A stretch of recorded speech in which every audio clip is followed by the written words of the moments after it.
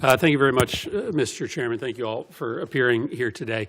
Mr. Carl, I think it's just heartbreaking that you have been nominated for this position and that you've reached a panel before the United States Senate. But I do want to give you a chance to go a little bit deeper in your explanations of your personal beliefs. They are directly relevant to your fitness to serve. You already have had some of your statements read to you, but I'd like you to respond to at least a few of them. One of the things you have said is that anti-white discrimination is the most pervasive and politically salient form of racism today. So do you continue to believe that anti-white discrimination is more salient than the discrimination faced today by blacks, Latinos, Muslims, or other American groups? Well, Senator, thank you for that question, and thank you also for giving me an opportunity to speak at a little bit of length. I haven't necessarily had much opportunity to respond. I'm going to have at least one more question for you, so I'll give you a minute or two to respond. Yes.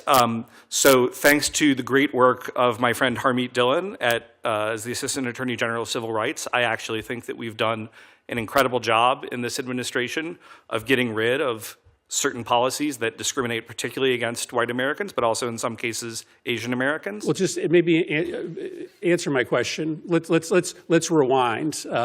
Because maybe you'll suggest that everything is fine now. Let's rewind a year ago. A year ago, were white Americans the most discriminated against group in the United States? You said it. So yeah. Senator, no, certainly this is my belief. I'm not running away from that. I think that while, of course, all races in different contexts can be subject to really severe discrimination, that when we look at our legal structures, white Americans are often very disfavored in overt ways. We're seeing this in the Small Business Administration, many other places. So your belief is that white Americans face more discrimination, at least prior to the Trump administration fixing this, than black Americans?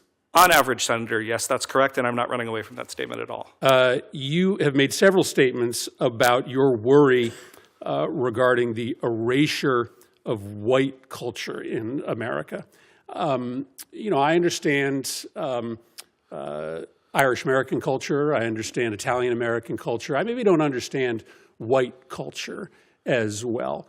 Tell me the values, the white values that you believed are being erased by the current American government or prior American governments. Senator, thank you for that question. I would say that it's not, I didn't use the word values, I used the word culture. I think that anytime you have large degrees of mass immigration, you're going to have a change in culture, especially if they're coming from culturally dissimilar backgrounds. And no matter what group it is, if it were in China, it would be the same thing. If it were in New Guinea, it would be the same thing. Yeah, but tell me about what that means. I mean, culture is values, right? It's expressions of identity. Tell me what is being erased. I mean, give me some examples of what you believe are being erased about white identity. What is white identity to you? Well, Senator, thank you for that. Tell me how it's different than other identities. Senator, I think the question of identity is something that lots of scholars I guess you can do a sermon on identity, but just tell me how you define white identity and what you think is being erased about white identity. Senator, it would have, thank you again for the question, and genuinely thank you for finally letting me have a chance to explain some of my comments a little bit. But I would say that, they could be things like going to a certain type of Christian church and that sort of culture, which is very different. I mean, you can all be Christians, right, in a certain environment, but African-American Christians might worship differently than Chinese Christians that might worship differently than white Christians. Of course, sometimes you have multi-ethnic churches, but things like that, certain types of Anglo-derived culture that comes from our history. Like what? Let me think about this. Senator, I would say if you were to look at the book by one of your former Senate colleagues, Born Fighting, about the sort of Scotch-Irish military culture and certain, pride that went with that, that would be one example. Obviously, you can have sub-elements of that culture. You could have Italians, you could have Irish, and those are in many ways more But you're worried about white culture. You're not worried about, you're now retreating to ethnic identity. You don't speak about ethnic identity. You speak about white identity. So tell me the values that stitch together white identity and that make it different than black identity. Senator, again, thank you for the spent a lot of time talking about this and writing about this. Yeah, You should be able to, you're struggling with this. But you should be fairly easily, I would assume, able to tell us your thoughts on how white identity is different than other kinds of identity and how it's being erased. Senator, again, thank you for the question. I'm just trying to be I'm just trying to be very precise. Because I'm here in front of a Senate committee, I would say that the white church is very different than the black church in terms of its tone and style on average. Foodways could often be different. And those music could be different. And those are being erased. Music could be different. Well, if you look at the Super Bowl halftime show, which was not in English this year. So our ability to access white churches or white food or white music is being erased? Senator, again, thank you for the question. What I would say is the biggest thing, because actually, contrary to many of the comments that have been shown, racial nationalists have been very, very critical of my work because they correctly say that I'm actually, of course, not a racial nationalist, which I'm not. I'm a civic nationalist. I am concerned with the majority common American culture that we had for some time that through particularly mass immigration, I think has become much more balkanized, and I think that weakens us. And again, I'm not running away from that comment. I'm not apologizing for it. Well, I'm way over my time. I think you're struggling to answer this question, right? Because underlying your beliefs is a sentiment that white culture is just simply better.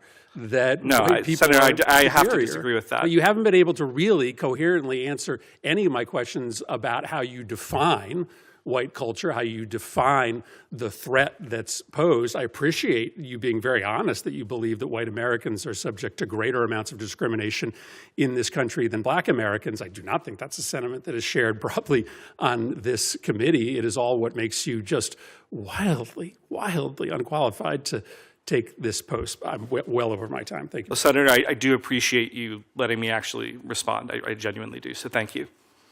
Thank you.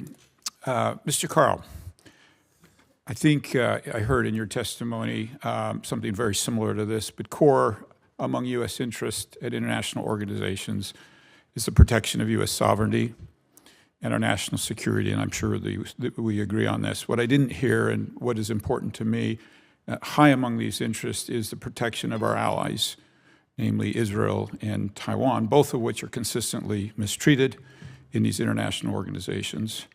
And as Assistant Secretary for International Organizations, I view one of your core responsibilities to counter the systemic anti-Semitism and anti-Israel bias in international organizations. Israel rarely asks for direct military intervention from the United States, but it does ask for diplomatic support and helping. So in your podcast of October 24, you said the United States spends too much time and energy on Israel, often to the detriment of our own national interest. So share with me specifically what is in the U.S. interest that has been harmed by sustained American support of Israel. Senator, thank you for that question. It's a good one. And I think in the context of this particular role, actually, we are Israel's closest ally. I mean, in that. Yeah, so how is it? In that. So I think in the UN context, I wish the UN would stop being anti-Semitic all the time. And so therefore we could stop, there's a million other problems like the Rohingya, hold that thought, because I kind of want to come back to that. But let me just clarify.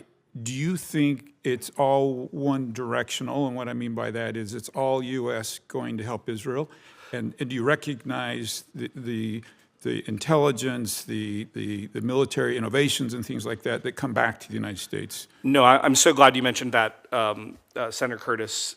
So I, as mentioned before, spent 10 years under one of the greatest friends of Israel that the U.S. diplomatic corps has ever had in Secretary Schultz, Charlie Kirk was also probably second to no one in America in terms of his. Let me just rein you in here because that's not going in the direction of my answer. Let me ask this: do you view diplomatic support as important or critical, or does that fall in the too much time and energy? Senator, I think, thank you for that question. I think diplomatic support of Israel in the UN context is absolutely critical. Are there other allies for whom you believe the United States spends too much time and energy? Senator, it would depend, thank you for the question, on the situation. But in the UN context, I want to be very clear that we have to be by Israel's side because nobody else is going to be by Israel's side. And you see the effects of the systemic anti-Semitism that is rife throughout the UN system. It's one of the reasons that we've withdrawn from several major UN organizations. Do you see how difficult it is for you when approached by these other countries and you hear that line from them for you to defend what you just said when you've made these other comments? How do you say to some of these other foreign nations diplomats when they echo that same thinking that you have echoed that they're wrong? I'm sorry, Senator, I want to make sure that I understand your question. Well, okay, so let me give you a specific on that same podcast. Yeah. The host, and I understand this is the host, it's not you. Yeah. He criticized Jews for claiming special victim status because of the Holocaust. He said that the state of Israel is not a victim, but instead a perpetrator, and said, how long are you going to rest on the Holocaust based on how you were treating the Palestinians? Now, that was the host, but this was your response. Right, yeah, no, I mean, I think that's true. So given that, yeah. When asked by other diplomats who do come with these agendas that you referred to in your remarks, how do you push back on that when you didn't push back on that moderator? Sure, Senator. First of all, thank you for the question, and I would have to review the podcasting question that you're mentioning. I do a lot of podcasts, and I'm not familiar with it. I've given you your exact words. But no, I'm sure that they're accurate. I'm sure that they're accurate. Yeah, I'm not so questioning that. Trust me, those diplomats also know your exact words. So let me ask you this question. Do you believe that it is remotely acceptable to compare the Holocaust to the war launched after October 7th? Absolutely not, Senator. Okay. Well, I'm out of time. We only give us 5 minutes. I think you can sense from my questions, my concerns. You have been nominated to some random position to a post where your views, for instance, to Iceland, right? Where you get a second chance on these issues. But you're the principal manager of the U.S. multilateral policy. And anti-Israel bias in international organizations is part of, and you know this, of a broader strategy to undermine the United States, our legitimacy. And so I don't know that I've been convinced that you understand the threat posed to the West and the narrative. And I regret that I'm out of time. So, Mr. Chairman, I'll yield.